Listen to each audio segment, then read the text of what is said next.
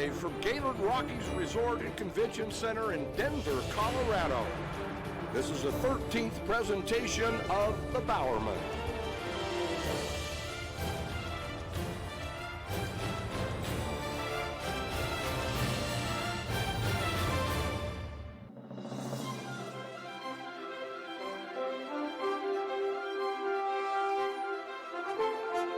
Ladies and gentlemen, please welcome the past winners of the Bowerman. In 2009, she set 5 collegiate records and won 2 NCAA titles. The inaugural women's winner of the Bowerman from the University of Colorado, Jenny Simpson.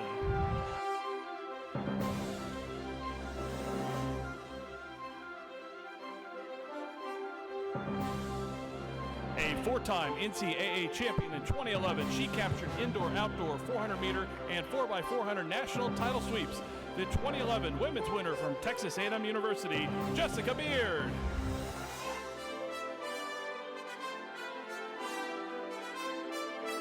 He swept NCAA Division I crowns in the 5,000 and 10,000 meters from Southern Utah University, the 2012 men's winner, Cameron Levins.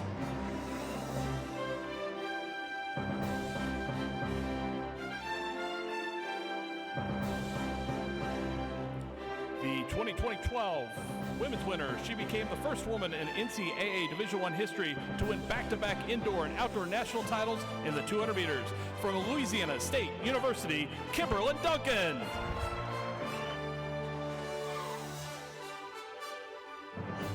In 2013, she set collegiate records in the 60 hurdles and 100 hurdles, sweeping national titles in both events from Clemson University, Brianna Rollins-McNeil.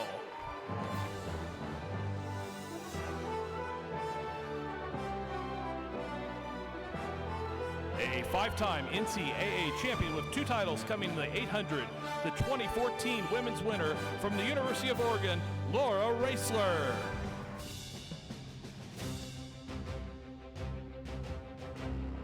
This skater swept long jump and triple jump crowns in the NCAA Division I indoor and outdoor national championships during his senior season. The 2015 men's winner from the University of Florida, Marquise Dindy.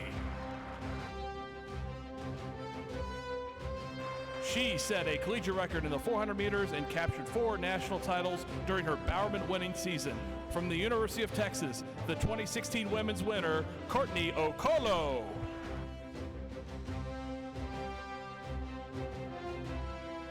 Only he and Jesse Owens has won the 100, 200, and long jump in the same national outdoor championships. 2016 winner from the University of Arkansas, Jerian Lawson.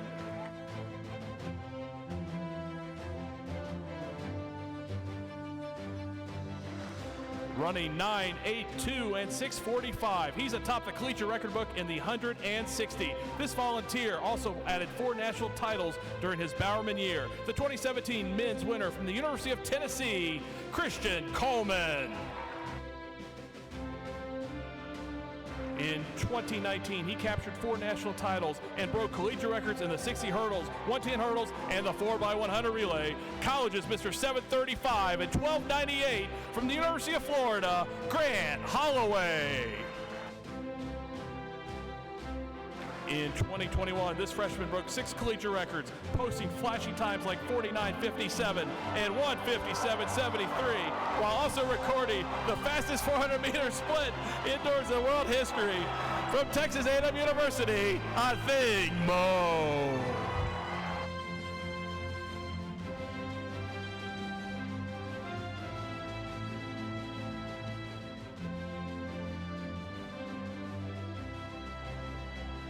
Another round of applause for the past winners of the Bowerman.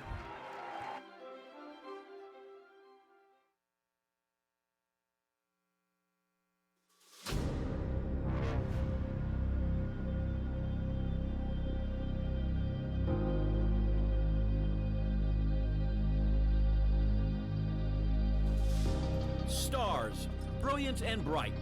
Stars, dazzling and deserving. Tonight, college track and field's biggest names light up our Bowerman stage. Stars that sprinted, jumped, threw, hurdled, competed, won. Now the finalists are here with us. Recognized, honored, celebrated. 2 will make history and hold the sport's most prestigious trophy. Get your popcorn ready.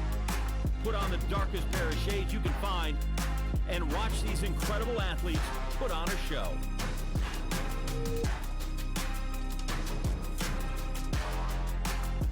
Bask in the glow of a star-studded night in the Mile High City. It's finally time to crown the 2022 winners of the Bowerman.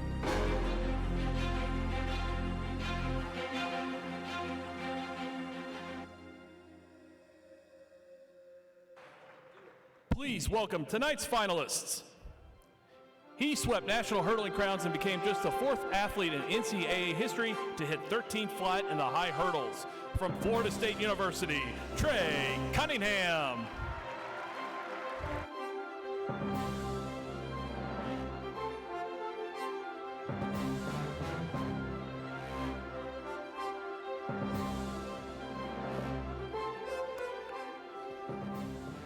My brother, my friend, we're here. We're Bowerman finalists.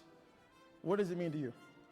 I mean, it just goes to show what a year's worth of work goes towards, and then what those years before that led up to all this. Absolutely, man. Congratulations. Thank you. Proud of you. Keep up the great work. Thank you.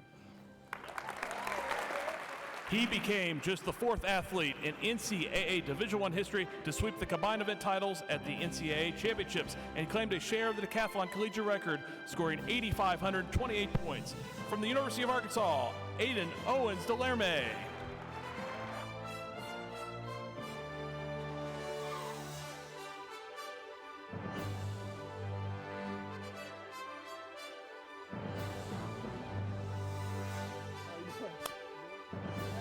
Mr. Everything. All right, so after 2 schools, different colors, multiple times, you're finally here. I'm here. How does it feel? Feels great. I've been all over the NCAA, and I'm just happy to be here, but I made it. All right, congratulations, man. I'm proud of you. Keep up the great work. Have fun tonight. She was a double NCAA champion in the combined events, and while winning the U.S. title, became just the 2nd collegian to eclipse 6,400 in the heptathlon. From the University of Florida, Anna Hall.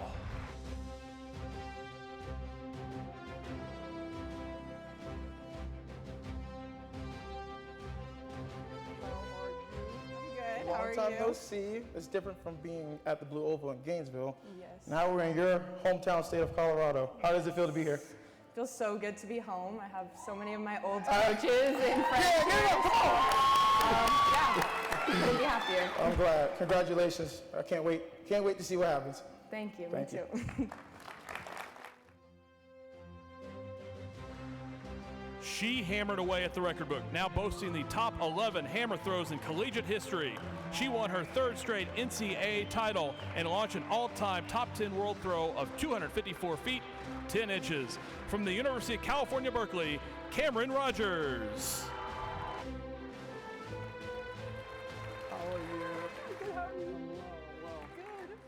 So you're finally here. You had a nice warm welcome from everybody. How does it feel?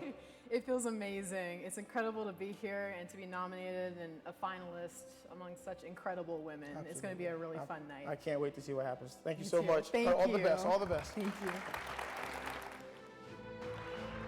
2209, 2180, American record, collegiate records, 3 national crowns. This Wildcat was fast as lightning.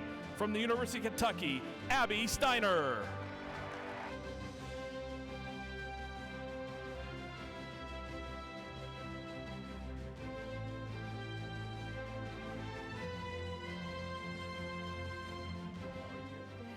Well, I must say, not everybody's used to you walking. Everybody's used to seeing you in multiple different events, warming up, running on a track, killing it. But I think the question that everybody wants to know tonight is 4x1 or 4x4? I might be a short sprinter, but I gotta go with 4x4. All right, there you have it, folks. There you go.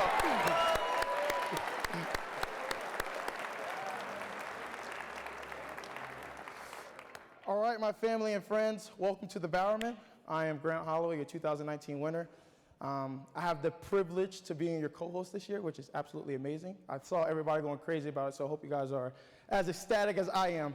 I have the honors of introducing somebody that I've been watching since I was very, very young. You know, when you wake up and your sleep is 3 o'clock in the morning, and then you're looking at the TV, all of a sudden you hear John Anderson's voice.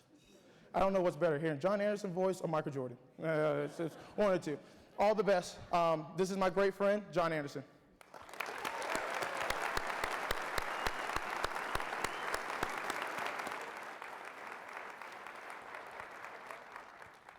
Thank you, Grant Holloway. Before we get started with the program at large, we want to thank everybody for being here. And I want to point out the people behind me who are the backbone of this award. They are the legacy and the line of succession of great athletes that have come through and made the Bowerman. They are invited back every year. Sometimes they are unable to come. And tonight we have one athlete that could not come and will never come. And so we would like to take a minute and acknowledge the loss and the void of 2014 winner Deon Lendore. Deon Lendore's speed made him famous. His spirit made him special. Joyful, affable, exuberant. Always a smile, always a laugh. Being the best, it makes you want to cry in practice.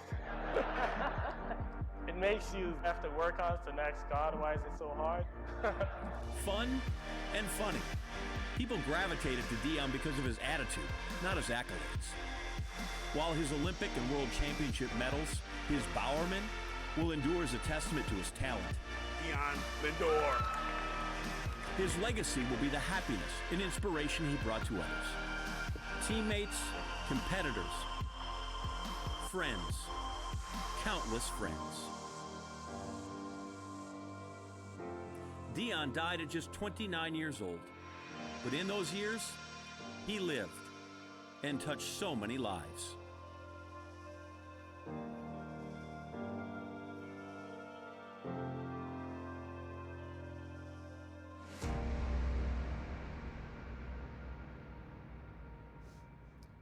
So as you saw in that tribute, there's a couple of pictures, and it's one of my favorite parts of this night, is when the athletes get together, both the finalists and the past champions, around this trophy.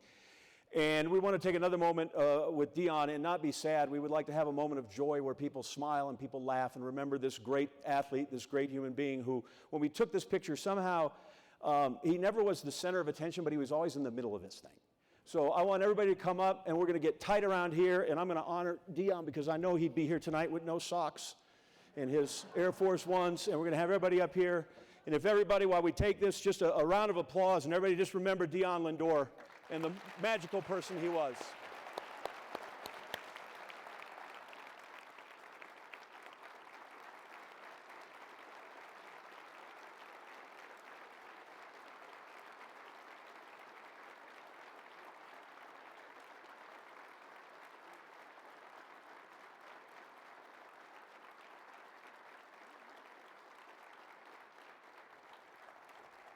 You look great. All right, now we'll get started with the rest of this, that we have appropriately remembered our great friend. So as all these athletes find their seats, I have the big script of jokes ready to go. Welcome everybody. Everybody good? You doing all right? Excellent. You guys down front, you got any nerves? Okay, everybody all right? Listen, I'll warn you, it's not that hard. Like Christian Coleman and Jerry Lawson did it. You can do it. Not that hard. This is the 2022 Bowerman Ceremony. It's also known as the Sam Seams Elevation Training Camp. Good to be here, Mile High. I had LASIK surgery, or I had, cataract surgery. I have no glasses. People don't seem to recognize me. I'll just remind you, my name is John Anderson. And I will go through the ground rules really quickly tonight. If you're sitting in the front row, you get to talk. If you're in row 2 or beyond, you get to clap. That's it. That's the whole thing. Know your role. We're out of here in like 90 minutes. I want to be clear from the start. I'm not terribly funny, and I am like 7% less funny at altitude. Where's Sam? So I'm guessing we're in Denver in December because 1,500 coaches got tired of playing golf and drinks by the pool, so we thought, what the heck, come out here? I had to put in 3/8-inch spikes in my dress shoes just not to slip on the ice on my walk over here. Like, what bet did you lose to Jenny Simpson that your part of the wager was, hey, if I lose, we'll bring the convention to Colorado? I'm telling you. Like, I get it's not like money, but at least you used to pay me in sunshine. And now, I got that out of the way right away for you, Sam. Now you don't have to worry about it. The good news is, right, is like seminar attendance is way up because everybody's here and they're ready to go. And I want everybody to know that I am not anti-Denver. I'm kind of pro-heat. But I looked at the calendar. It is 180 days until the NCAA Outdoor Championships in Austin, and then it's going to be hotter than the surface of the sun, and I will be bitching that we should be back here in the Rocky Mountains.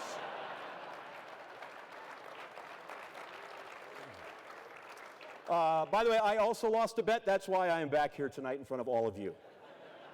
Because like in 2019, that was going to be my final hosting gig. And then last year was the final. And then Grant Holloway calls. And he says he wants to co-host the Bowerman Award presentation. He wants to do it with me. And naturally, I looked at him and I said, no. Because even though it would appear, right, we're friendly like, and we could probably star in a buddy cop Netflix series. It'd be great. Honestly, I've been pissed at the guy going on 6 years now. So Grant's very first SEC Indoor Championship, I think we were at Vandy, right, as a freshman? Right, that's my very first SEC championship meet at ESPN. So we're there, and he wins the 60 hurdles, and I go grab him post-race interview. We're going to go do that, right? And he looks at me, and there's just this blank expression on his face. And I'm like, hey, congratulations, man, right? This is a nice job, but honestly, I thought you'd be more excited. And do you remember what he said to me? He says, yeah, no, it's cool, dude, but I really thought I was going to get to talk and meet with Joe Montgomery. So that is the basis of our relationship. Basically, you're a jerk. I picked Trey Cunningham to win at Worlds.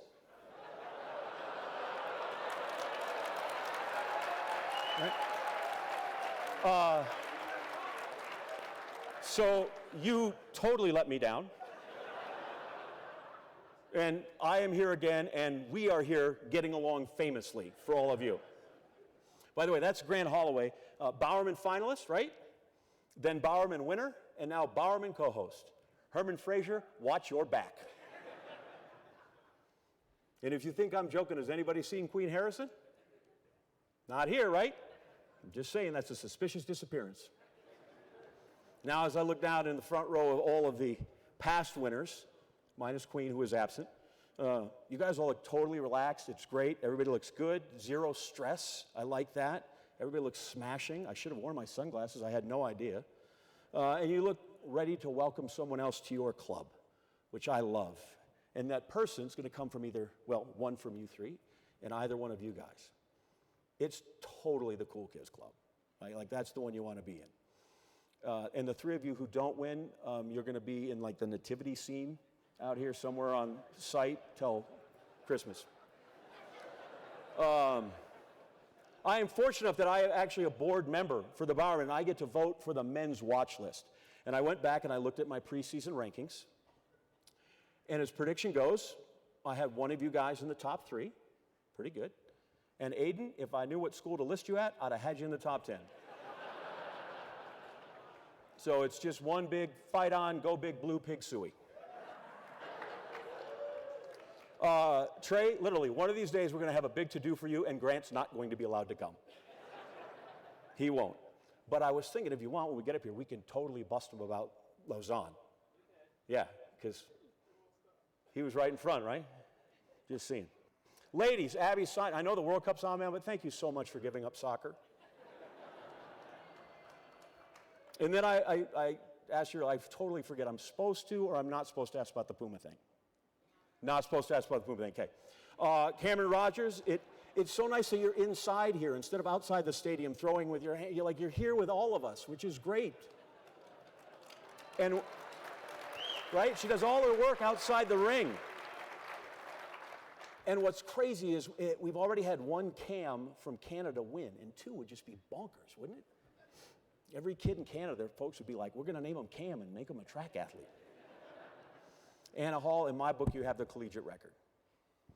You also have 80% of this hall filled, which is really nice. We appreciate that. Where's your dad? Where's David? There he is. This is so much better than having to peek through the window at Fayetteville, right, to see during the pandemic, to see her. Yeah, this is great.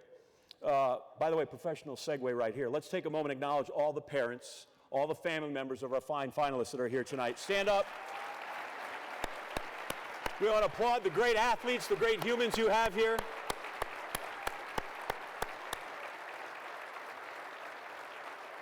Thank you. And also, this is just a small aside, the producer of this show, David Goldstein, who's in the back and puts this whole production on, his folks are here tonight too. So David, I don't know where they are, but we're glad your folks are here as well to see all the good work you do. So, and I hope I kid you guys. Like, I feel like we've talked enough now that I can at least poke fun a little bit, but I am impressed with all of you. You guys are my heroes. I say this every year. You fill up most of my Christmas brag letter. It's very impressive. And then this is usually the part of the kind of opening comments where I brag about how many global medals the Bowerman winners have collected. But it takes a while, right? Because there are just so many. And reading off numbers, if they're not up here, right, they just kind of get lost on you. So I'm going to characterize it like this. 10 days ago, Sydney McLaughlin and Mondu Duplantis were named World Track and Field Athletes of the Year. That's the highest honor in the sport. You know what they didn't win? The Bowerman.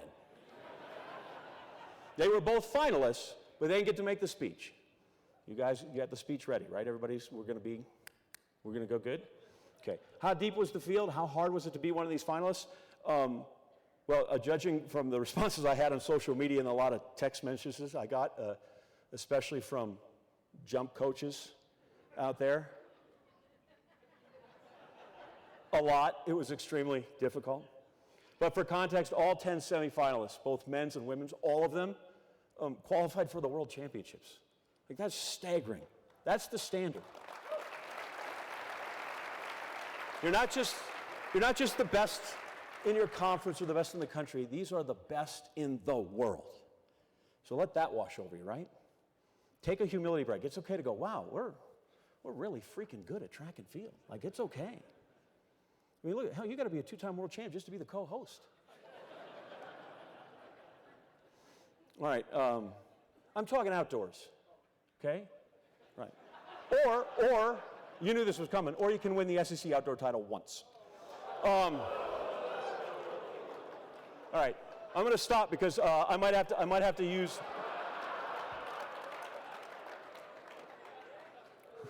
Who knew this was going to devolve to take your kid to work day? I'm going to stop because I might need material for Lance Harder's retirement blowout. But I have one more joke. Everybody's going to humor me because you know I'm a high jumper. So here it is. High jumper walks into a bar. That's a miss. So tonight, Abby and Anna and Cameron and Aiden and Trey, we celebrate your fantastic seasons, your victories, your records. We recognize you for all the dedication that you've put in. We realize all this hard work. You make it look so easy, and we benefit from getting to watch your fantastic performances. We admire you as athletes. We admire you as people. This is the best night on my social calendar. I hope this is one of the best nights of your life, that you look back and you remember this for all time. It is the Bowerman Award, and our first finalist is Trey Cunningham. Fast and persistent. Trey Cunningham's unbeaten season over the hurdles was 5 years in the making. He cleared the barriers in Birmingham for his first NCAA championship in the second quickest time ever over the 60-meter hurdles. It's Trey Cunningham by daylight and lots of it. And look at that time. 7:38. That's a lifetime best at the national championship in this final year of competition. Outdoor, again, the Florida State Seminole untouchable, uncatchable. 13 flat, a smoke show to win the national title over the 110 highs. But it's going to be tight. It's going to be close on the last hurdle. It's Trey Cunningham. 20 races in all, 20 times first to the tape. And always fast. 7 of his times chart on the all-time top 10. Finally, it's his time. 2022 Bowerman finalist from FSU, Trey Cunningham.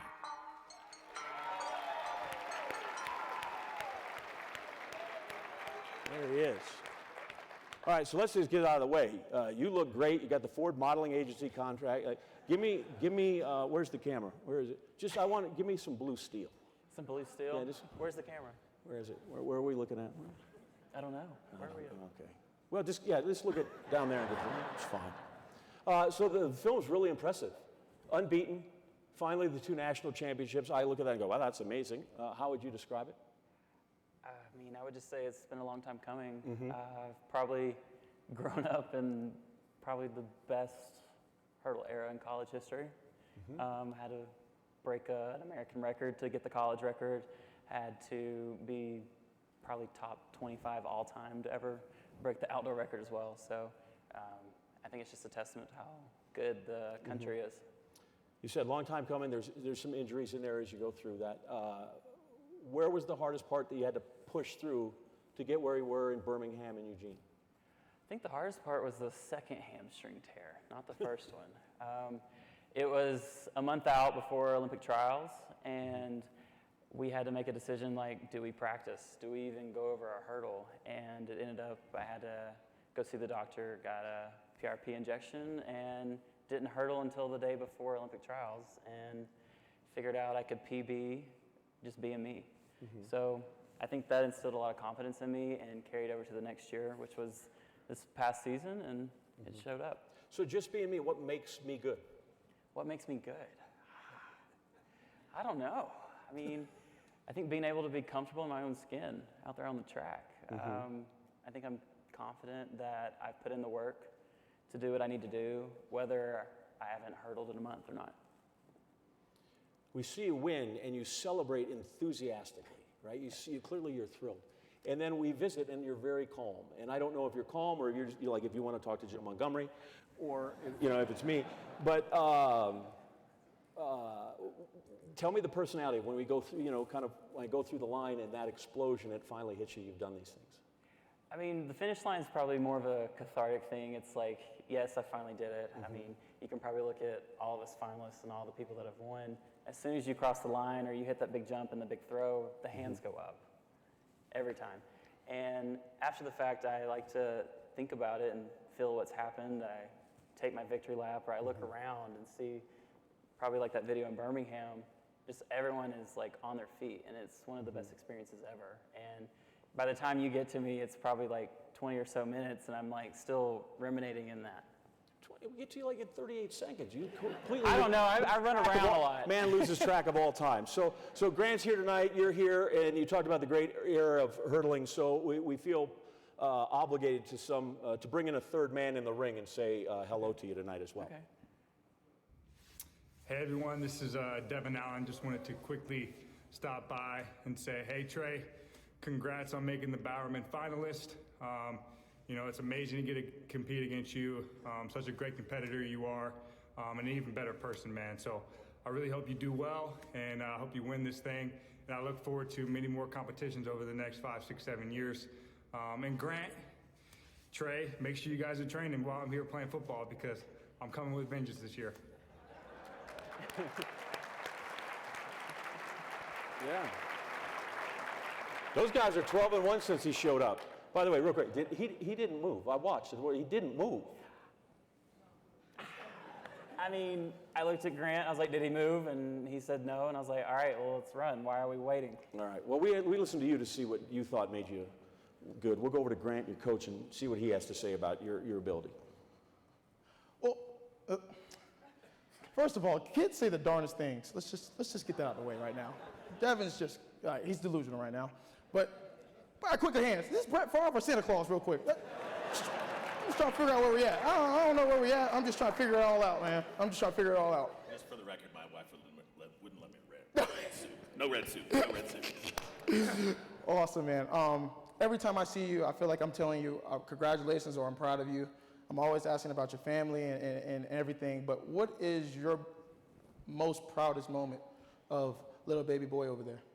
Man, there's so many, to be honest with you, but I fully attribute the year we had to the year we had the year before. Like, to be so close and have it taken away, and then, like you talked about, just having a lot of trust in himself and having a lot of trust in me to give him a plan to go to the Olympic trials. And he learned that he could take a month off and still make the final.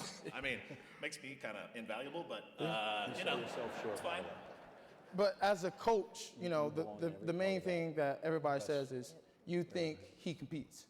How does that work out with Trey over there? We know, but how does it work out for everybody else? Well, it's definitely a collaboration. To be honest, there's a lot of thinking on both sides, but definitely he's put a lot of faith in me. Like from jump, when I first got to start working with him, and he's been really, really good to work with, and it's been a joy. That's the same thing with me and John Anderson. Like I told him to come back, we'll work really well together. Damn, can you smile for me? Help me out. If I had your smile, I'd be a millionaire. For sure. We're back here to me now? Excellent. So usually we do this lightning round, right? Everybody's seen that I ask these nonsensical questions. Well, that gets old. Let's do something else. So I figured, you know what? I was playing with my kids, the Trivial Pursuit. So I have the 6 categories here. You just get to pick one, and I'm going to ask you questions, okay? So you got people and places, entertainment, history, arts and literature, science and nature, sports and leisure. Don't take sports and leisure. That's a cop-out. I guess we'll do science since I majored in public relations. Science is what we'll do, sure. So everybody that's here is old enough. That's the green piece is science. Okay, here you go. Physics, biology, chemistry. Which one would you enroll in if you were forced to? Biology. Biology, okay. If you see a bear, flee or are you going to fight? Flee. Flee, excellent. This neurologist was the first man to break 4 minutes in the mile. 4 minutes in the mile? Oh, God. Bannister. Roger Bannister is correct. Now one of the most amazing spats in the sport. How long did Roger Bannister have the world record? I think like a few days. 46 days. We've remembered the guy for how long? 46 days. All right. Superpower you'd like to have? X-ray vision, invisibility, shape-shifting, or water manipulation? What the hell is water manipulation? I don't know. Let's go with that, water manipulation. All right, good. You would rather explore the moon or the bottom of the ocean? Bottom of the ocean. Yeah, that'd be awesome. Because you're a water manipulator. That would make sense, sure. Finally, survival of the fittest. Who on your team is the last person standing? Ooh, Kaiser. Kaiser, yeah. He's just tough as nails, or what? She is our best discus thrower and protects me when we go out. She takes care of me. That's it. There you go. Trey Cunningham, everybody. Thank you, Pat. Our next finalist is Aiden Owens. Multiple events, singular drama. Aiden Owens Delerme's second-day flourish and stirring charge in the 1,000 meters to pass Kyle Garland for the NCAA heptathlon title was goosebump stuff. And with that amazing heptathlon, Aiden Owens will win the national championship. His collegiate best and world-leading score in his opening decathlon, though both later surpassed, was record book stuff. And the NCAA Outdoor Championships in Eugene was the stuff of legends, as the Razorback eventually found himself competing against Ashton Eaton's shadow for the meet record. The NCAA indoor champion in the heptathlon, now he shows up outdoors. He is the best all-around athlete in the NCAA ranks. Owens Delerme won the deck, finished in a tie with Eaton. Running, jumping, throwing, winning. One of 4 men ever to sweep the combined event titles. WPS, Bowerman finalist, Aiden Owens Delerme. Yeah!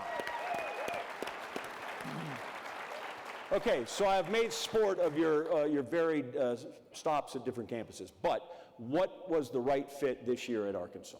Man, Arkansas does it all. It's the SEC. I think each university that I've been at, it's been a step up, you know, from USC to Michigan now to where the big boys play down there in Fayetteville. Yep. I think it's the best place to be a track and field athlete. Okay, just a small trivia question. It's not Roger Bannister. Do you know who is number 9 on Michigan's all-time list of decathletes? Number 9? Number 9. I couldn't say. Anna, you want to tell them who it is? It's her dad. Look at that. There he is. It's her dad. So the indoor hep thing was amazing, right? And it was a great run, partly by necessity. What happened? So let's take me through that. You come through the first day. It's not your best thing. What's in our head when we put our head in the pillow that night? That I was going to win. I have no doubt. You know, going into a heptathlon, you don't ever think you're going to lose. It's a 7-event thing, and that's what I always say. But even down after that first day, you're still for sure. Right there. I mean, there's 3 events to go, right? I mean, it's not done yet. So. Okay. And when you're on the line for that final race, and you know what the margin is, what's going through our head there? Well, we've been training. Geffy told me you got to run sub 230. I was like, really? I'd only run 235, and I was like, okay, 5-second PR, I'll do it. So I went out there and PR'd and somehow made it up. I don't know. And then just kind of the moments there where you're waiting for that to come up.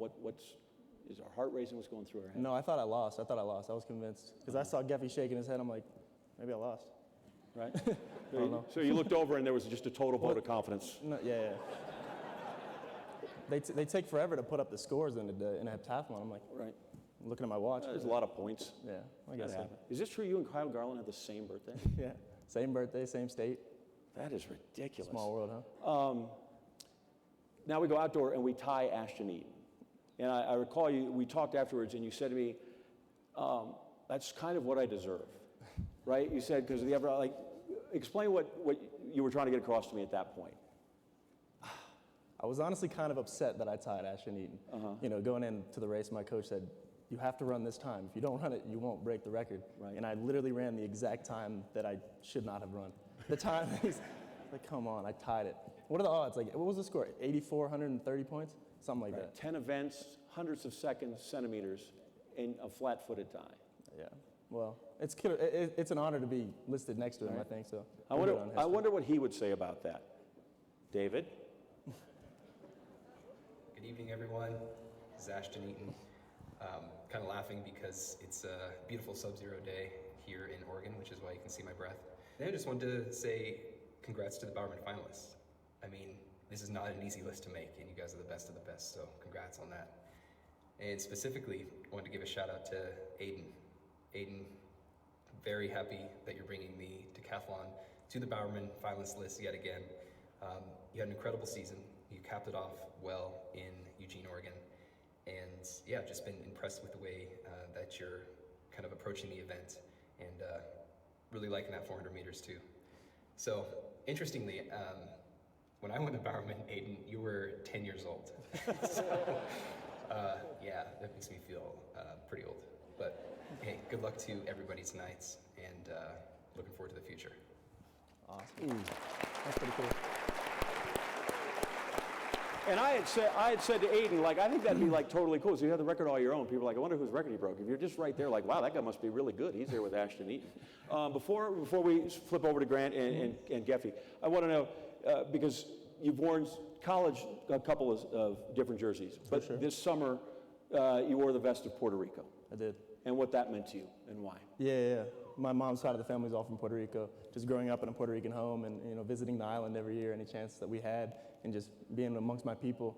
Obviously, growing up in the States, I wanted to claim hold of that identity and culture, and I was able to do that this year for the first time representing Puerto Rico on the adult international stage, and I think I represented all the Boricuas with pride, and I'm just thankful for all the support that they've given me. What kind of response did you get from the country and the outpouring there? Yeah. Stardom, I felt like a celebrity. I was in the airport, there was like 15 paparazzi. I was like, and in the streets, people are saying what's up. That doesn't even happen in Fayetteville. I guess right. No one knows me in Fayetteville. But I'm in some island and everyone knows me, so it's an honor. It's congratulations, that's great. Thank you. Grant, you got Coach Geffert there. I got Coach Geffy. One thing about Coach Geffy that nobody really knows, he coaches ages from 9, correct me if I'm wrong, 9 to 29? I think 9 to 29 is the age range, yeah. There's the age range. He coaches his baby boys football team. Did you guys at least win? We were the flag football 9 and under. Hey, there we go. Give it up for him. Give it up for him. There we go. There we go. So with that being said, you talk about the mindset, you talk about the preparation, you talk about the execution.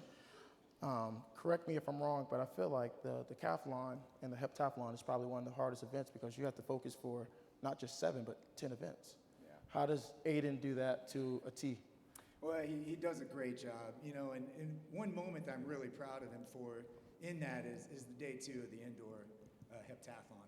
And, you know, he averaged day 1 and day 2 he had to be on, and it was one event at a time, and he was on. That's the best thing about, I feel like, a 2-day event. Like, I feel like it's not over in not just 7 seconds, but maybe 12 seconds, but you got at least 2 days to correct your mistakes. It's a great event. You should probably consider the decathlon. No, here we go. He won't stop. He won't stop. I got to send it back over to John before he keeps going. All right, Grant, here we go. Here are the categories left now. Oh, man. All right. Again, we have, so science and nature's out. People and places, entertainment, history, arts and literature, sports and leisure. History. History. All right, let's see. What's that the yellow? Who knows that? Yeah, history. Okay, here we go. Is this, like a quiz? Is this a quiz? Just some historical questions. What's the best Christmas present you ever got? I always wanted a dune buggy. I never got one, but I always wanted a dune buggy, yeah. And yet you wanted to represent your mom's country, and she couldn't even get you a dune buggy. Right? What kind of car did you learn to drive on then if it wasn't a dune buggy? I think it was a Subaru, yeah. Okay. It was a good car. Nice sled? Oh, yeah. Love it, okay. 3 people from history you'd want on your relay team. On my relay team? Yeah. They have to be track athletes? No. Oh, I choose Muhammad Ali. Okay, You know, sure. I I'd need a love that. fight- I That'd need be a great. fighter. Yep. Yeah. Who else? Probably Jesse Owens, since he has my last name. Sure. And he's good. Yeah, he's good. Yeah. Right, so that's nice. He's solid. Yeah. He's solid. And We need one more. Usain Bolt, yeah. Yeah, that's nice. I like that. That's fantastic. Give me your favorite class. I'm not a big fan of school, but I'm doing a master's in business administration, so I have to say entrepreneurship. Entrepreneurship. Did you see Herman just do a double take? He's like, after I just gave this whole speech about the great student athletes he's got. Eligibility. Class you'd wish on your worst enemy. Oh, man. Probably the finance course. It's pretty tough. Okay. Where'd you take that, just out of curiosity? University of Arkansas. Okay, it's Arkansas. Good. Finally, hey, when your career's done, how do you want to be remembered?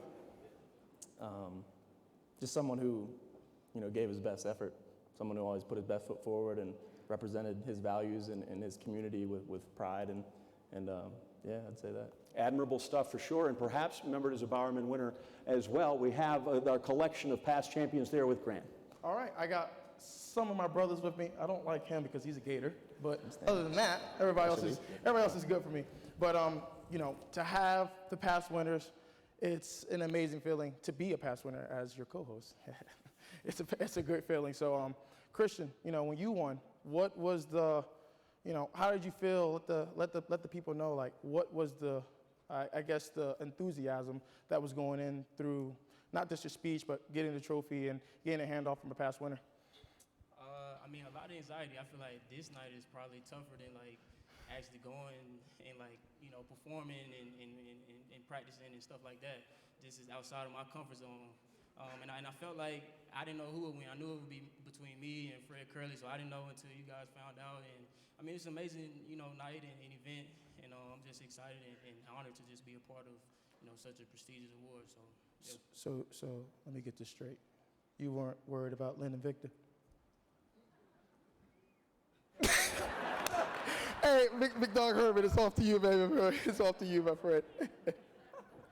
Thanks, Grant. No disrespect. Grant talked a little bit about it earlier, and John Anderson mentioned it as well. But when you look at the body of work of all these athletes who have represented the Bowerman, how about Grant returning as a co-host? How about a round of applause for him?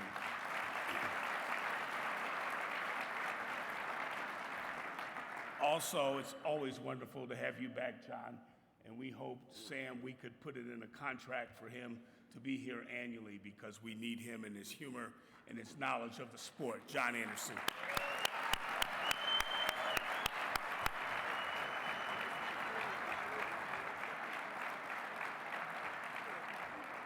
I get to be the chairman of the organization with the advisory group, and I run the meetings pretty much during the course of the year. But I would like to thank all the other members of the Bowerman Advisory Committee. A round of applause for them.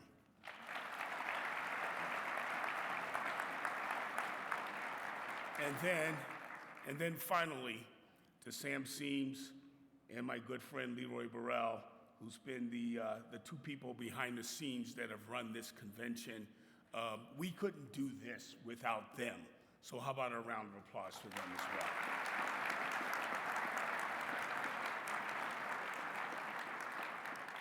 And so they presented me with this envelope that is sealed very tightly.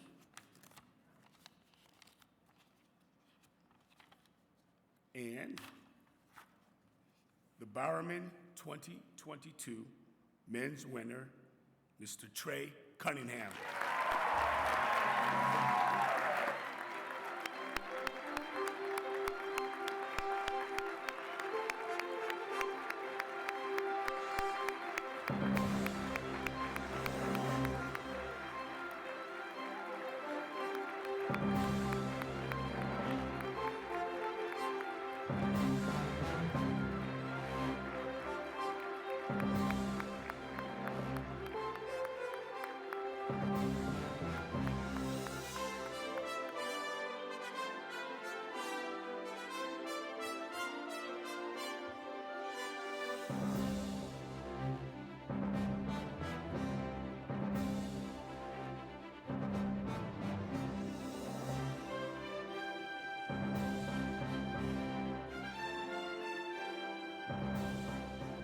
Oh, wow. I don't think y'all realize how heavy that award is. Before I give this speech, I want to give a shout out to Aiden. I got to watch him compete over these past 5 years, and it's been a pleasure because what you've done on that track is phenomenal. So I guess I'll start. So I've been thinking about what I want to say tonight for a while, like what tone of voice should I take? Do I draw the speech out? Should I hide the Southern accent? But I realized all those questions really boiled down to two words, what if? What if I hadn't been born to parents who have given me all the tools to succeed, not just on the track, but in life? There were countless life lessons about treating people with respect, like walking in their shoes, as the saying goes, or making me try new things like Brussels sprouts and getting out of Winfield, Alabama. And they also made me talk to people when I was the shy kid who didn't want to place his order at the restaurant. And the countless car rides to practices for basketball, I thought I was going to play in the NBA, by the way, and track, which is why we're here. I couldn't be happy and comfortable in doing what I love to do without the sacrifices y'all made have over the years. Thank you, Mom and Dad.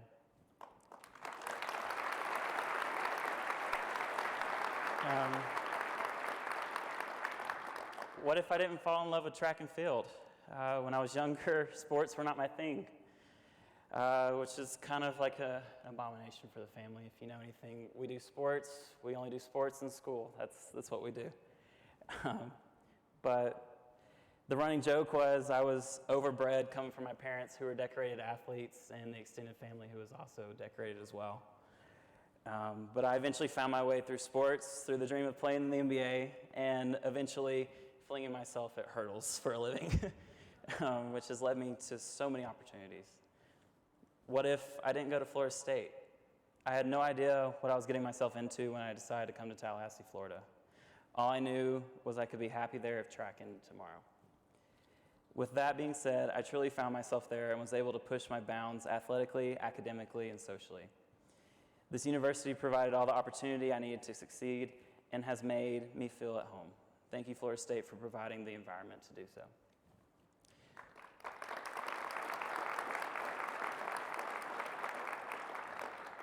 What if I didn't have the coaches in my life? From high school to college and now professionally, I've been blessed with coaches who have genuinely cared about my athletics and helped me grow as a man. One led to the next. Steve Reeves was the first coach to truly believe in me and what I have and can still accomplish on this track. Barbara Humphrey introduced me to summer track and exposed me to the sport outside of Northwest Alabama. Brandon Hahn brought me to Florida State, giving me an opportunity kids dream about, and I'm truly indebted to that. Matt Cain has helped me become comfortable in my own skin when I'm on the track, and possibly why I'm here in front of you today. Thank you all for being the main players in the past 10 years of my track career.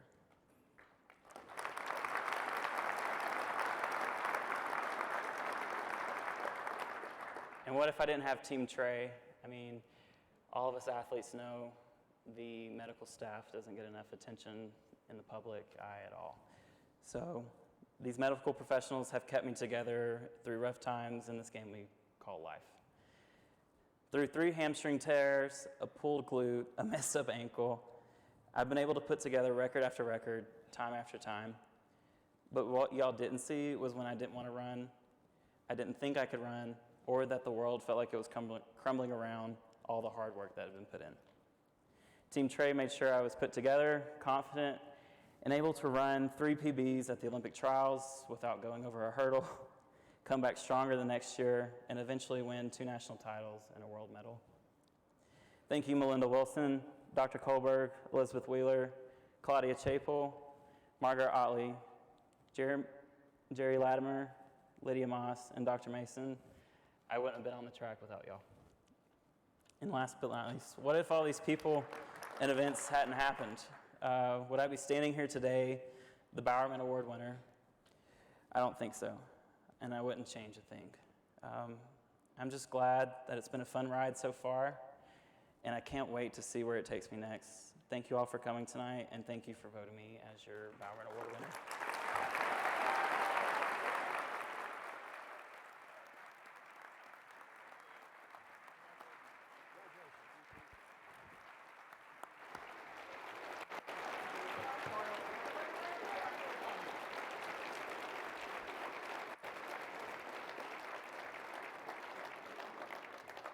So if you saw Trey's dad down here and he's got his little phone out there, you'd realize that you can't use pictures, descriptions, or accounts of this without the express written permission of Sam Seams and the USTFCCCA.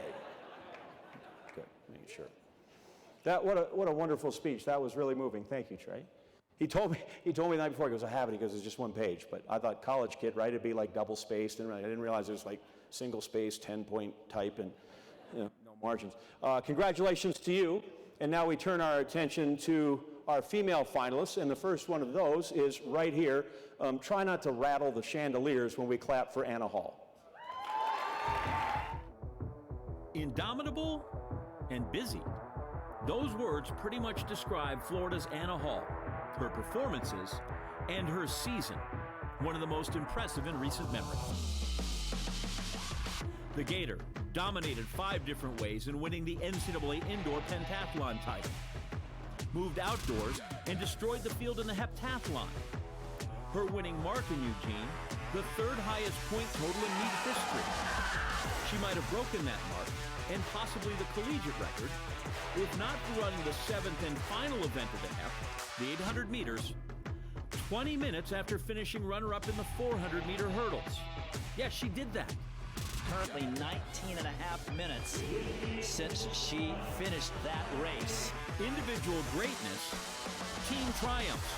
Florida women winning both the indoor and outdoor national championships. It's great to be Anna Hall, 2022 Bowerman finalist.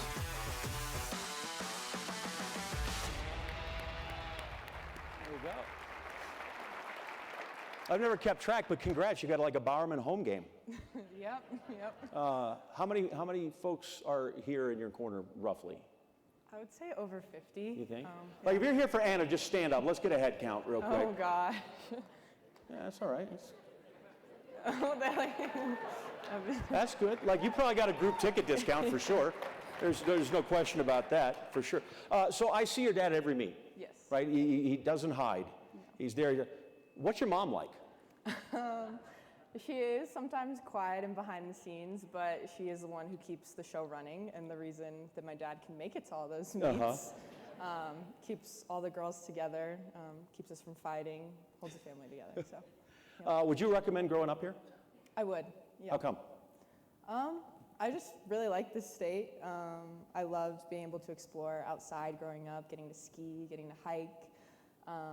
I just really like the culture that Colorado has. I took the views for granted when I went to college. So yeah, I love it here. Can you ski now, or are the coaches like, how about we don't do the double black diamond? Yeah, no, I haven't skied actually since track became like real. Yep. But I'm looking forward to getting back to it when I'm done. Would you recommend the 400 hurdles for most heptathletes? I would, actually. You would? Yes. I think it's very fun. Okay. Because I was going to ask you, what the heck were you thinking? I wanted to try something new. So when you approached the coaches there at Florida, what did they say? I first went to Coach Welty. Okay. She's kind of normally my first confidant. Yep. And I said, what if we did this? And she was like, you're crazy.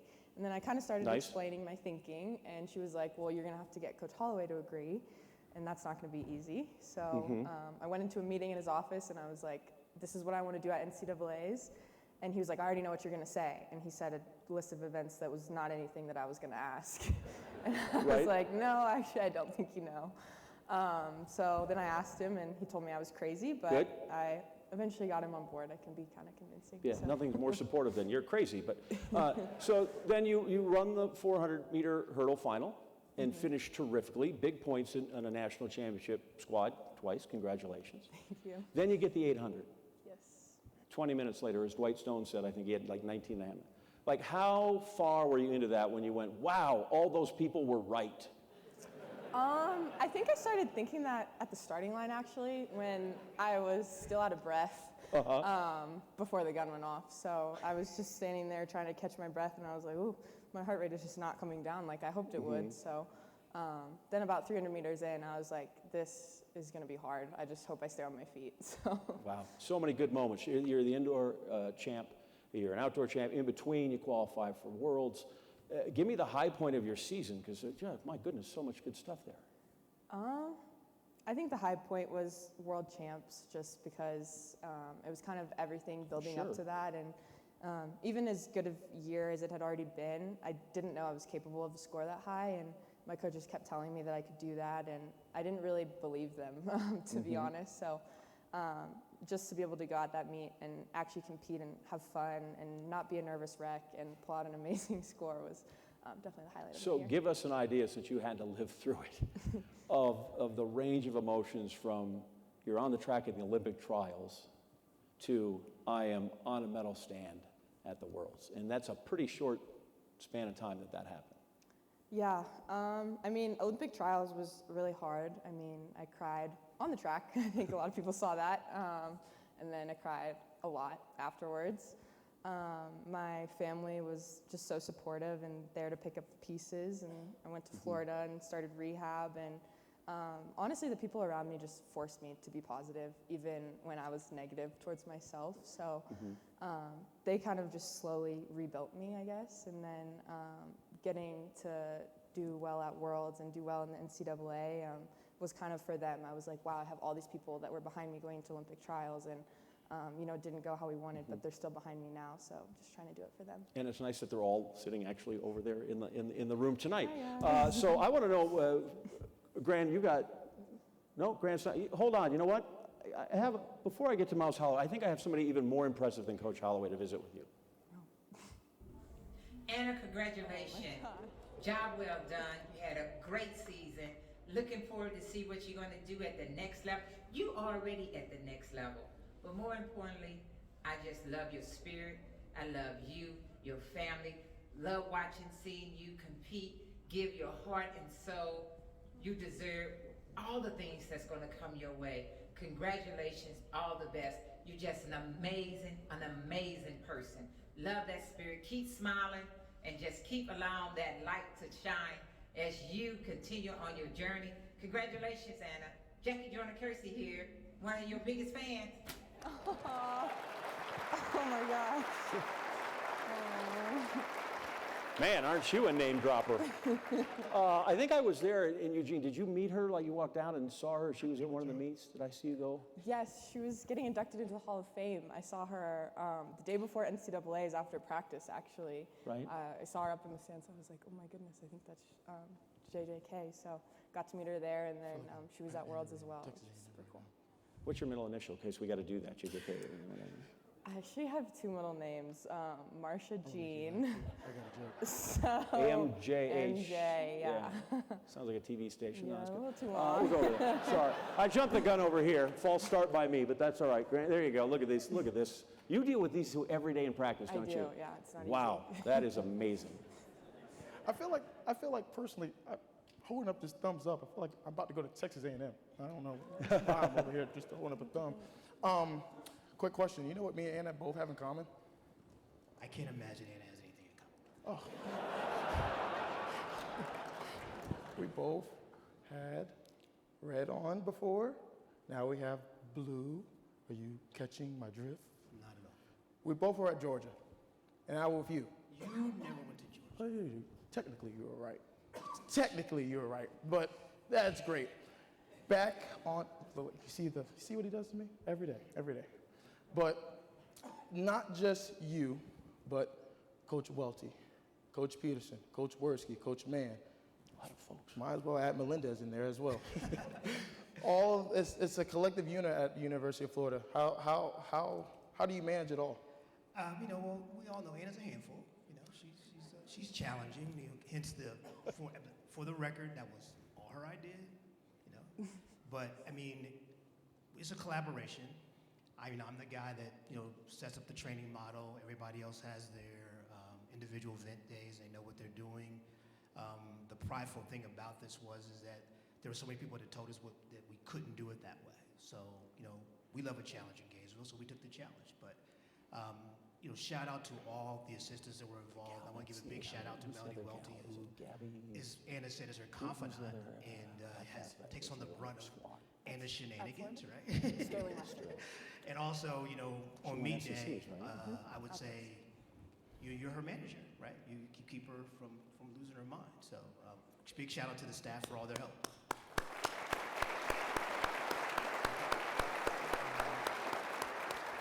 It's always great to see the village that builds everybody. What do you think is next for Anna Hall? With the future that she has a bright future. What do you believe is next? Well, you know me well. I don't believe in putting ceilings on people. I think the ceiling for Anna is incredibly high, and we're just going to keep working hard every day to see what that ceiling is. But I think that the sky's the limit, as they like to say. Does Anna know the quote on the shirt? John, do you know the quote? John John knows it. I know the quote. Anna knows the quote. Anna, keep the tradition going. I'm a hell of a coach if you listen God. to me. Oh, It's hard John. to listen. It's hard. I don't think Anna has a T-shirt yet, do you? Oh. No, I don't have that one. Just the F button. He only does that with the troubling kids. Is that he has to remind them of those, not you. Listen, they listed off a great number of coaches that are. But how about getting to train with people like Talitha Diggs, so you can do that, or you can long jump with Jasmine Moore, or you can go run with Sterling. Like, how does that help? I think it helps tremendously. I think a large part of my success as a multi-athlete has been pushing myself in the individual events and not selling myself short against the specialists. When I line up against Talitha or Jasmine, I want to do just as well as they're going to do in the individual event. And then if I take that back to the multi, I'm going to come out with a really good score. So. All right, here are your categories: people and places, entertainment, arts and leisure, arts and literature. I'm sorry, sports and leisure. People and places. People and oh, here we go. Okay, friend you've known the longest. Ooh, I'm going to say Zion and Cam. Okay, are they here? No, they're not. Okay, I train with them at FK Elite, though. Okay, favorite place on campus that's not the track? That's the only place I go. The weight room? The weight room? Yeah. Okay.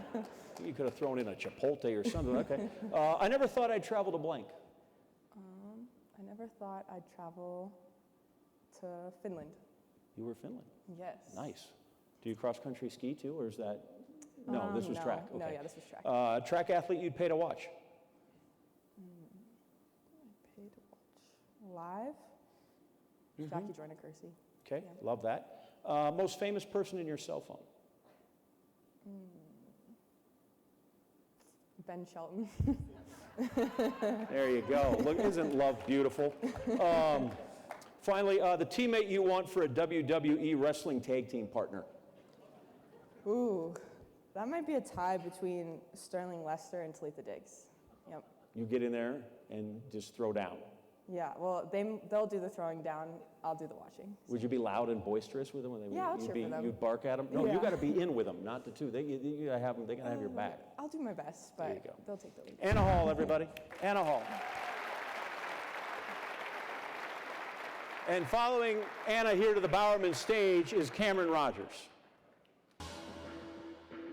Cameron Rogers is the hammer. Her competition and the record book are the nails. And she pounded them both. Again and again and again. Rogers breaking her own collegiate record in the hammer throw 1, 2, 3 times en route to her 3rd straight NCAA championship. Cameron Rogers now owns all of the top 10 performance marks in NCAA history. Distances and accomplishments that leave you spinning. Power, grace, and greatness. The California Golden Bear leaves school boasting the top 11 collegiate throws all time, 8 of them coming in 2022, arguably the finest season by any athlete in any event ever. Cal, college, Canadian record holder. Roll on, Cameron Rogers, 2022 Bowerman finalist. Wow. I don't want to oversell anything, but I watch that and I say to people, I think you had the best season in any event ever. Yeah, that's all. So. Thank you. I want to get to this because you're here, and I didn't mean to elicit a laugh that you're inside instead of outside, but you told me something at Worlds when I caught you there in Eugene, and you were warming up outside the track, and you said, you know, I've won how many Pac-10 or Pac-12 titles and some national titles, but it wasn't until Worlds you threw inside Hayward Field. Yes, so... Like you were an outcast. But what was it like to be in the environment? It was amazing. So every time I've competed at Hayward Field, it has always been outside of the main stadium, since the hammer cage and the sector are in the back, of course, and it's amazing to compete kind of in that area as well, just because there's a sort of intimacy, I think, of the competition that is upheld by being in that environment. Everyone's so close, everybody is almost like crowding the mezzanine, and you feel all of the energy in there, but being in the stadium is a whole other story because you're surrounded by everybody, and it's such an incredible feeling. Were you able to take a second and look around and go, okay, I'm going to just let a little of this wash over? I did. I think when I was walking out onto the, inside of the track, when we were getting ready to compete both in the qualification and the final, actually, I kind of looked around and I was like, wow, this is amazing. And they did such an insanely fantastic job of hosting Worlds, and it was just a wonderful experience. I always say that if you pick up a baseball, you kind of intrinsically know what to do with it, right? Oh, I think I'm supposed to throw this sucker. Doesn't matter if you're 3 years old or if you're an alien or anything. If I took some egghead out of the library there at Cal and set the hammer in front of him, how long do you think it'd take him before he knew what the hell to do with that thing? To be fair, the first time I threw it, I didn't know what to do with it, so I don't know. But the first time I ever threw a hammer, I was 12 and a half, and I'd actually gone out to the first track practice of the new year. And my mom and I, at the time, we were like, okay, it's 15 minutes before this practice is starting. I've never done a sport in my life. let's just go and see who we can meet. And I ended up meeting my very first throws coach on that day, which was amazing. And I was watching everybody throw at the time, watching them throw shot, throw some disc, and of course hammer. Yep. And he kind of pulled a hammer aside, took me onto the sidewalk, not the circle, the sidewalk, and just kind of pointed at the hammer and said, okay, go throw it. And how did you throw it? Poorly. But I mean, did you pick it up? Did you know you had to spin? Did you just throw it underhand? What did you do? I think because I had watched a couple people at that point, okay, so you had an inkling. I had the roughest idea of what I was doing. Did I? No. But I picked it up and I kind of did a little circle twirl thing and then let it go. It went 2 meters. And I just kind of remember him kind of crossing his arms and like pursing his lips and just saying, you know what, I think we can work with this. Listen, So- in my career, I'd have killed to go 2 meters. So explain what it takes to be good in the event. To be good, oh my gosh. I mean, I've been throwing for 11 years now. I've been in the track and field community for 11 years, and I feel like the hardest lesson I feel like I've had to learn is patience. And especially with throwing, because there's so much that goes into it. You, of course, like as you grow and develop in any sport, you will get better, but you have to be patient with how you learn the proper technique and how you build your strength and also your confidence. And being able to take my time and really learn every aspect and become a student of the sport and fall in love with it more and more every single day. Like I'm so passionate about this event, about hammer throw, and I think, you know, Coach Mo has really helped me with being patient with it as well, and just the work that we've been able to do over the last 5.5 years, going on 6 years now, like it's just been like amazing. So I try to do a bunch of research and I write down questions because I'm not smart enough to memorize them all. But when I come in, the guy goes, "Ask her who Koji Murafushi is." Do you know who that is? Yeah. Is it this person right here? No. Hello everyone, my name is Koji Murafushi. Today I want to congratulate Cameron Rogers for all her achievements in NCAA and in international meets, including the silver medal at World Championships. And now she has been selected as finalist for the Bowerman Award. Cameron, you are phenomenal. I wish you more success, and today you are my pick for the 2022 Bowerman Award.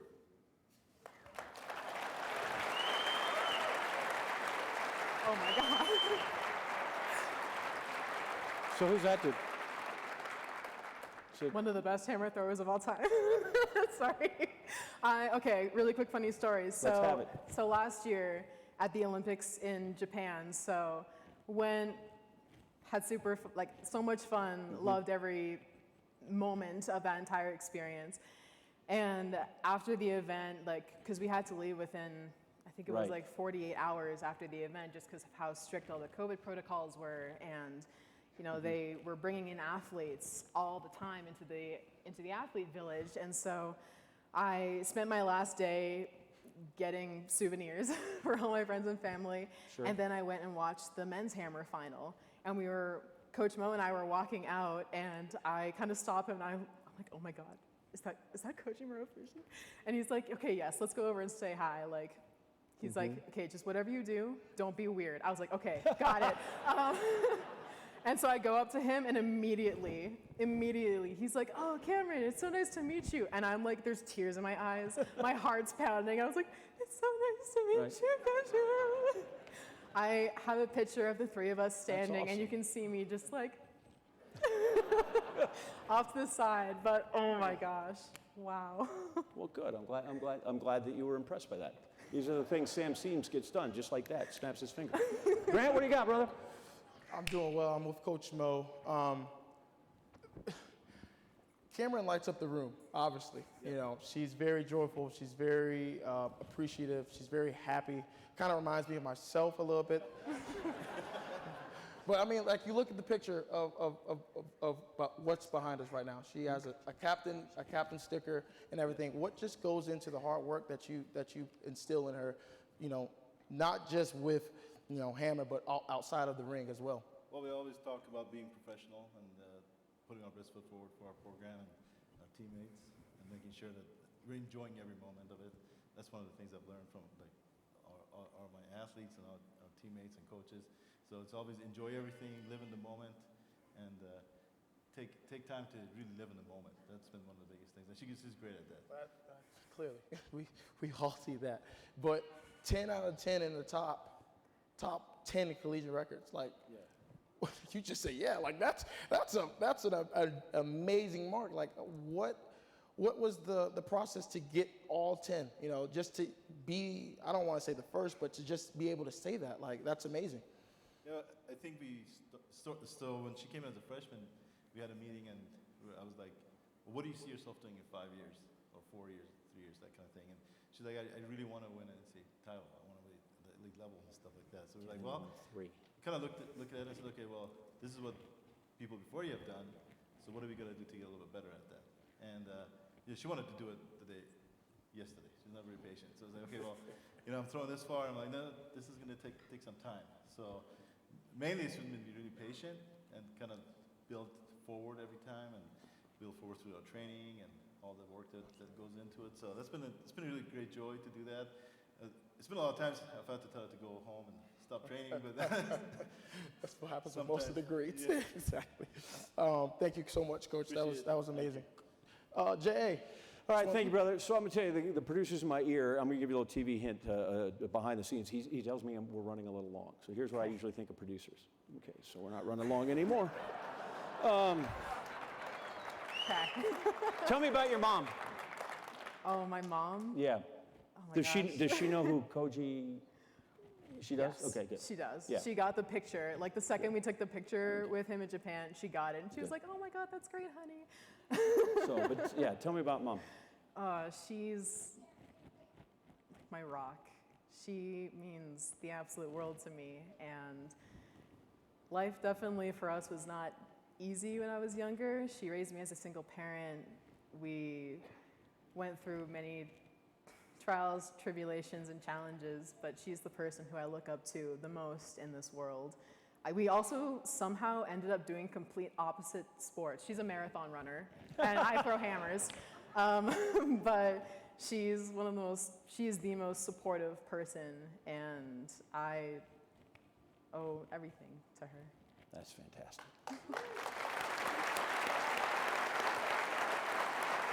All right. You ready to show off some Cal book smarts? We've got entertainment, arts and literature, and sports and leisure left. I'll take entertainment.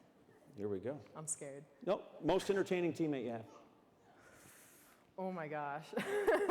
Okay, I will say one of my really good friends and really close teammates is definitely our other hammer thrower at school, Anna Purchase. Shout out Anna. Okay. She's hilarious, and she's just awesome and so driven, so determined, and she's a great person to definitely have by my side every day at training. You successfully or unsuccessfully got Taylor Swift tickets? Unsuccessfully. Did you try? I did not. I'm sorry to tell you. That's all right. Okay, maybe later, but. Okay. Give me your best probably won't binge happen. watch. Binge watch? Yeah. Oh, Parks and Rec. Easy. Parks and Rec. Who's your favorite character? Leslie Knope? No? Oh, I do love Leslie. I love Ron Leslie so Swanson. much. I'm more on the Ron Swanson To be guy. fair, I do have the Ron Swanson. Okay, does anyone know the Ron Swanson Pyramid of Greatness poster that he makes in season 3? I have that poster in my room. So maybe him. Okay. Better movie, The Godfather or Minions: The Rise of Gru? How disappointed are you going to be if I say I've seen neither? Then I'm going to ask you, what's the best movie you've ever seen? I'll probably have to go with The Godfather because I saw all Well, it of could be any of them. Yeah. Okay, you good. can pick anything. Pick Star Wars. Oh my I don't gosh. care. Pick whatever Best you want. movie? Oh my Yeah. gosh, that's Because you know me, I love The Notebook. great choice. Yeah. I think, oh gosh, I know I've seen Inception a lot, which seems like a really random movie, but it's just made so well. Leonardo DiCaprio. And yeah, okay, I'll probably go with Inception. All right. And finally, who plays you in the movie about your life? That's a big question. My IFB's out. We got all day. Oh my gosh, wait. Okay, 2 things. One, I'm gonna back up Inception and also say John Wick. But besides that, Sure. Thank you. Okay, I don't really know actors, actresses super well, so I don't know what to tell you. All right. Does anyone have any recommendations? We'll just leave them. We'll just leave them hanging. Perfect. Just leave them hanging. Okay. That's it. Cameron Rogers, everybody. And our final finalist, is that right? Yeah. Final finalist is Abby Steiner. A blur from the bluegrass. Take a good look, folks. It's Kentucky's Abby Steiner sprinting toward track and field history.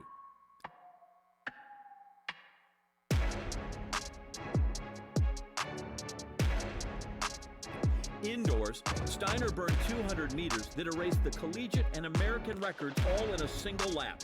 It also clocked in as the world's second fastest time. 22.08. She crushes the record. 22.09 it corrects to. That's an amazing time. Finally getting on track for an outdoor season, Steiner blew through the 200 in another record time for another NCAA title, her first outdoors. There's no way you catch Abby Steiner at this point. 21.80. This is what Abby Steiner's been waiting for. She also finished third in the 100 and capped the national meet with a sub-49 carry on the Wildcats' winning 4x4 squad. Abby Steiner said, you know what, guys?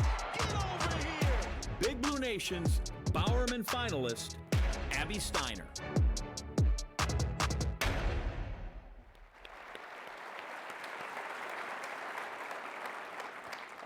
You did a lot of stuff. I did do a lot of stuff. My goodness. You ran a bunch of hundreds, a bunch of 200s. You ran legs on the 4x1. Do you have a favorite race of the season? A favorite race out of all of them? Yeah. Can I say every race Nope. at outdoor NCAAs? No. I think the 4x4 outdoor NCAAs was a really special one, mostly because it helped capture that team trophy that we wanted so badly. So I'm going to have to go with that one. Also, the American record indoors. I got to throw that in there, too. Well, you're allowed to have an individual one. That's great. Okay, It's okay. that Be one selfish, too. though. Hey, when was the first time you knew you were fast? Funny enough, on the soccer field, we used to do these races at our soccer tryouts. We had like 3 days of tryouts, and then we would finish it all off with a running race just for fun because we were little kids. And I think I won that race like 4 years in a row or something like that. So kind of looking at that, I had an idea that maybe I had some speed that translated elsewhere. Did you give up soccer kicking and screaming? I kind of just handed it over. You were all right. It was okay. It was good enough to go through. You did that. All right. Give me some goals you had coming into the year. You know, coming off of an Achilles injury that I had the previous outdoor season, honestly, one of our goals was just to have fun and make it to outdoor because we had a pandemic, we had an Achilles injury. So it was just to enjoy that season and stay healthy, really, and see what would happen. Yeah, it was a long year, right? You had, like you said, you hadn't run an outdoor, so now you go through that. Then you go through the U.S. Nationals, and so when you finally got done after Worlds, how'd you feel? Like we were just A little bit. I think it's kind of a weird feeling going from so many months of being at such a high intensity, such a high level, to going back home in Lexington, and you're like looking around, and you're like, oh my gosh, I'm done with my season. So it took a little bit to adjust really back to normal life, but took some time off and just kind of got ready to get that fire back in me to get training again. So at outdoor, you win and we visit, is like we're here, and we just weren't dressed as nice. And I make sport because I look down and your spikes are, they're well worn, right? So they were pretty ratty looking. And I got all kinds of flack from people, like, I can't believe you made fun of a woman's shoes. But I would like to point out, they gave out, what, like 2 weeks later? They did, yeah. The spike plate broke at practice, and people were commenting on my Instagram story, someone better send this to John Anderson right now, so. But tell me, do you have, because like obviously those work, so there's but do you have superstitions, or do you just like, listen, these are good, I ran an American record, why do I need to get rid of them? Yeah, well, that's pretty much it. They worked for indoor, so why change them out for outdoor? So How long had you had them?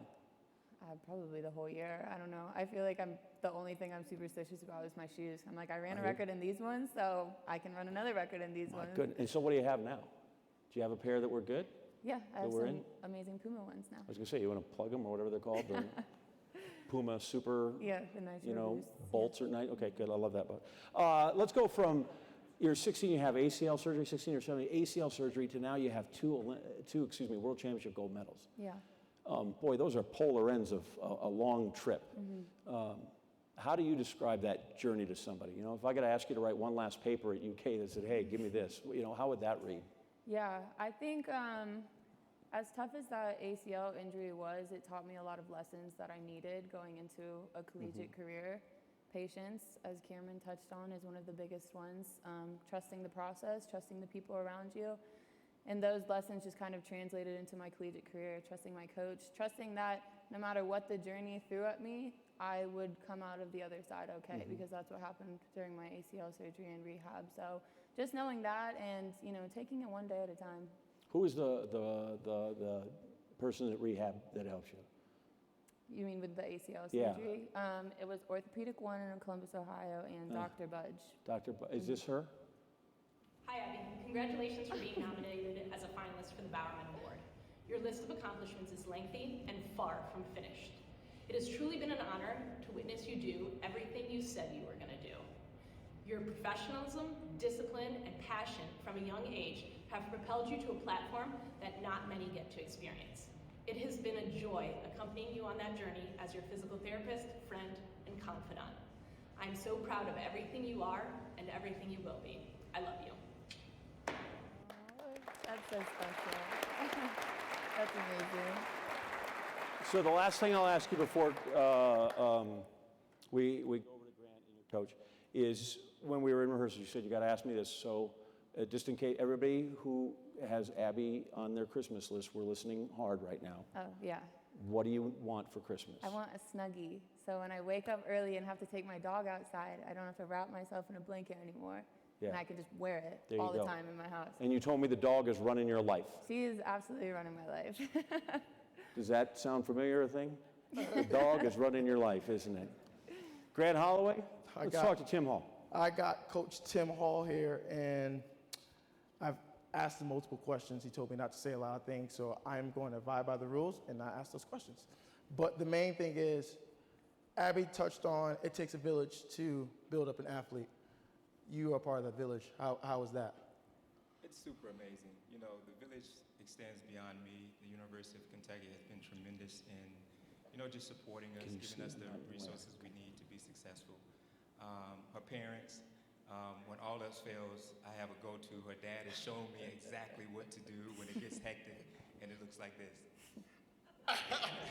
So when it all goes, you know, when she gets, you know, a little rattled, he gave me that go-to, and we use it when necessary. So from 60 to 100 to 200 to 300 to 4x4 to 4x1, you didn't long jump, did you? No. We thought about it. No long jump. yet. But out of all those events, how do you prep and prepare the mind and the body for whatever's to come? I think as coaches and mentors, we have to meet the athlete where they are. We have to understand what it is they desire to do. And then it's our job to put together a program that encompasses all that. The biggest challenge is making, you know, again, meeting them where they are and making certain that they have the things they need to be successful. And, you know, that's what I try to do. Abby's just a tremendous, super hard worker. She despises missing practice. I have to tell her all this, it's okay to take a break. But she fits in that 1 percentile of athletes who are just driven to be the absolute best in their respective events.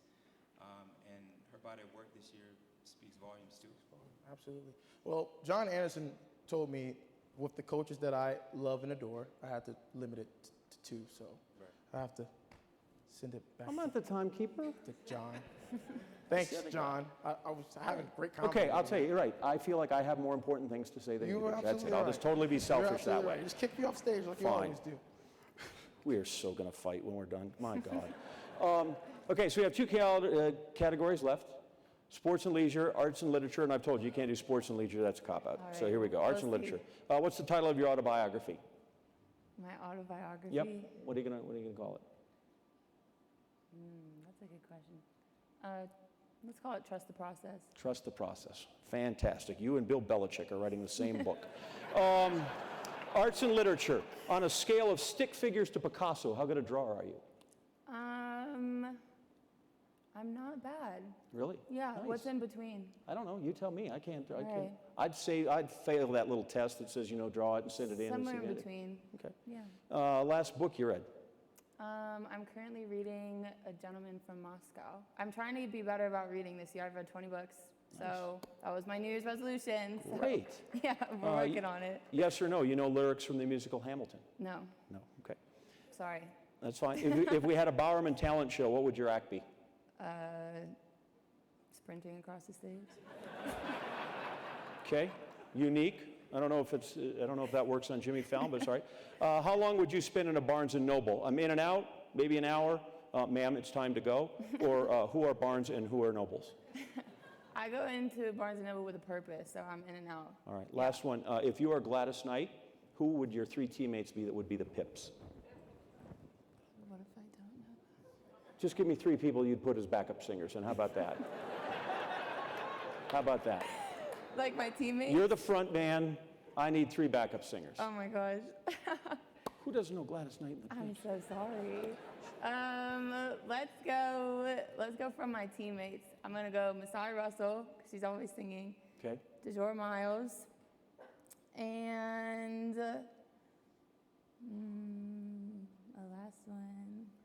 I'm gonna put Coach Hall in there too, because I want to hear him sing. That would be great. Now, I realize, even though neither one of us wants to be the first to say goodbye, Gladys Knight and the Pips reference, it is time to present the award. Before we do that, Grant has past champions of the women's Bowerman. Grant? I have all the past champions, and Athene told me to ask who looks better. So I'm going to just put my jacket in, look somewhat the part. Is that really a question, though? All right.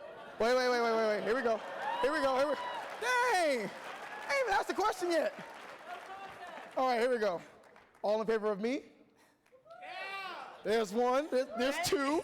All right, all in favor of a thing. Hey! Should I do the walk for y'all?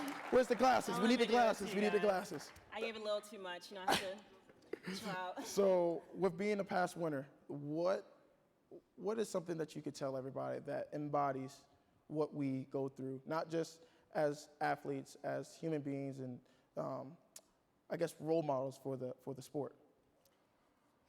I would say it's a lot of dedication, a lot of hard work, and just like Abby and Cameron have said, patience for sure. Going into my freshman year, I did not think I would do any of the things that I did, and I think the Bowerman is such an awesome award just because it starts over every year, you know? Every year someone else has an opportunity to do something different and, you know, restart the process of becoming the new them and doing great, you know, the great things that they want to accomplish. So it's really an honor to be part of this. It honestly feels like I, you know, and everyone else have been inducted into a Hall of Fame. So, yeah, I mean, good luck to everyone and congrats to those who win.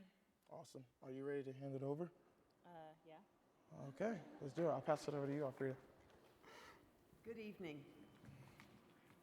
As I sat here tonight and thought about 13 years ago, we get the phone call from Sam about a dream, and to see how he planted the seed and to see how this seed has grown into a very beautiful flower. This event, without any other event that I've ever been involved in, is absolutely awesome, beautiful, and it honors some of the greatest individuals I've had the privilege to meet and work with over the years. It's always tough to choose one, because if it was left up to me, everybody would have gone home with a Bowerman Award, and Sam's award ceremony budget would have really gone through the roof. But since I've been charged with announcing the award winner, and as they sit there with their hands together, like the sisters and young ladies that they are, I will open the Bowerman Award, and we will present it to Kentucky's Abby Steiner.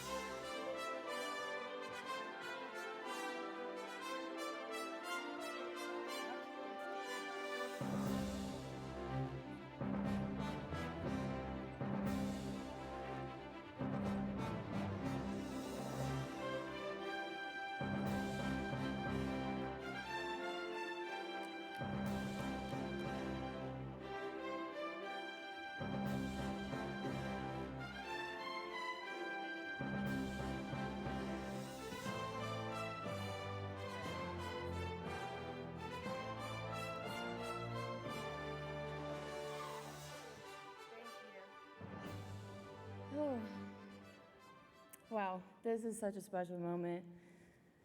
Thank you all so much for being here.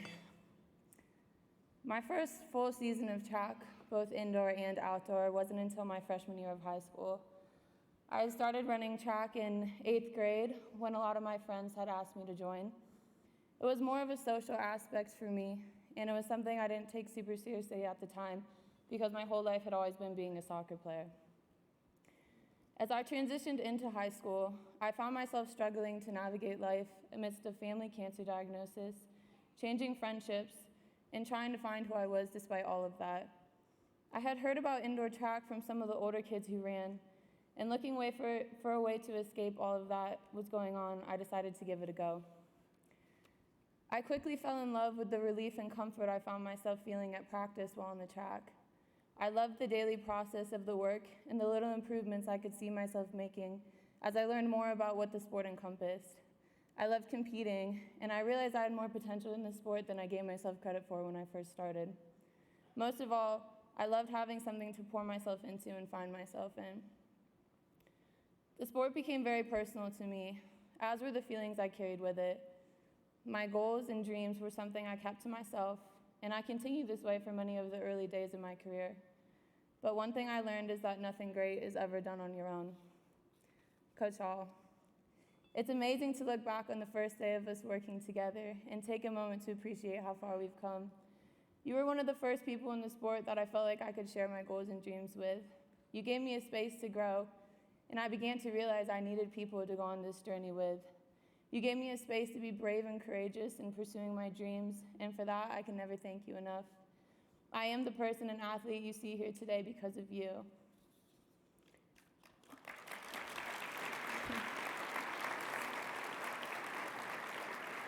Mom and Dad, I can never thank you both enough for all of the time and sacrifices you made to allow me to be in the position I'm in.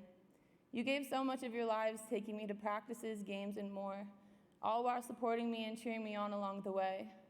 I know that whatever I accomplish in life, you will be there smiling and clapping for me. All the championships and records that happened this year wouldn't have meant nearly as much if I wasn't able to see you both in the stands and give you a hug after.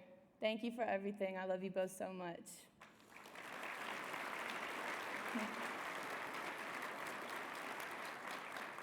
Coach Green, Mr. Barnhart, my athletic trainers, my strength coaches, the rest of the staff at UK, you have all played such an important role in my success as an athlete and an individual.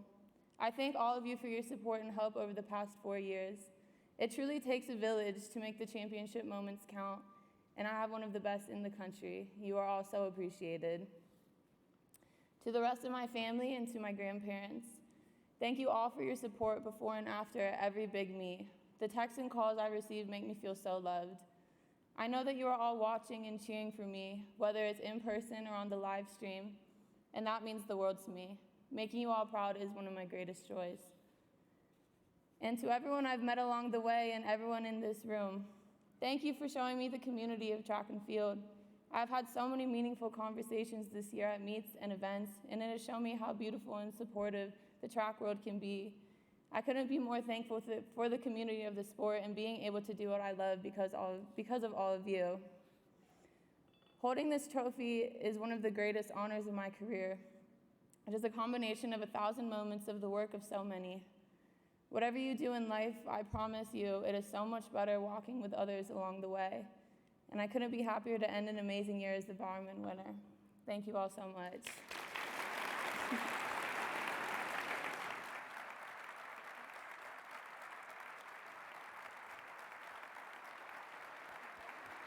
You're great. You get to go stand with them for a minute.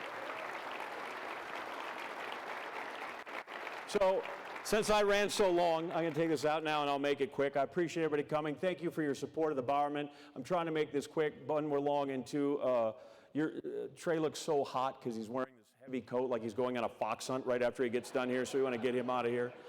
Grant, obviously, you complete me. So happy. And the thing about this is every year I come out here and the athletes are so good that this thing is idiot-proof, and we just proved it. That you guys are great. Thanks so much. Enjoy. Dinner served. We'll see you next year, and Grant gets the last word. No. I appreciate you guys. Thank you so much.